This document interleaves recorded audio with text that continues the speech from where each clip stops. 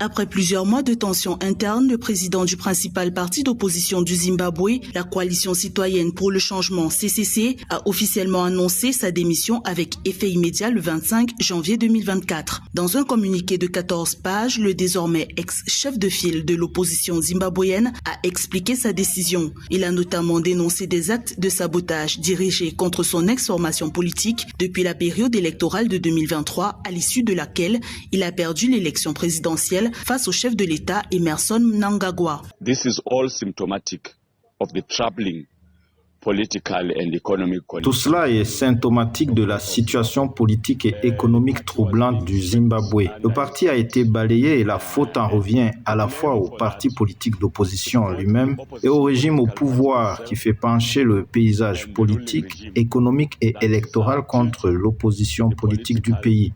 Economic and electoral landscape against the political opposition in the country.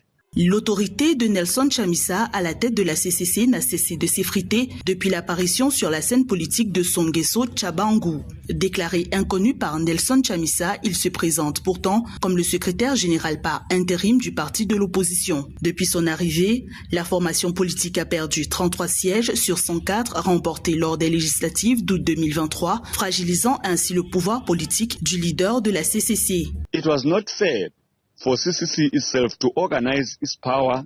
Il n'était pas juste que la CCC elle-même organise son pouvoir, son contrôle, tous ces systèmes et structures autour d'un individu et non d'une organisation. Cela a donné au parti au pouvoir l'occasion de détruire ses fondamentaux. To destroy this arrangement, this organization called CCC. Nelson Chamisa accuse le Parlement, la Commission électorale du Zimbabwe, le ministère du gouvernement local et les tribunaux d'avoir favorisé et entretenu le climat de tension au sein de la CCC, un parti d'opposition créé par lui-même le 24 janvier 2022 sur les cendres du mouvement pour le changement démocratique. Rappelons que le 19 janvier 2024, Nelson Chamisa a refusé de faire partie du programme national de réforme électorale. Selon lui, le paysage politique zimbabwéen nécessite de profondes réformes pour garantir un environnement sain lors des prochaines échéances électorales prévues en 2028.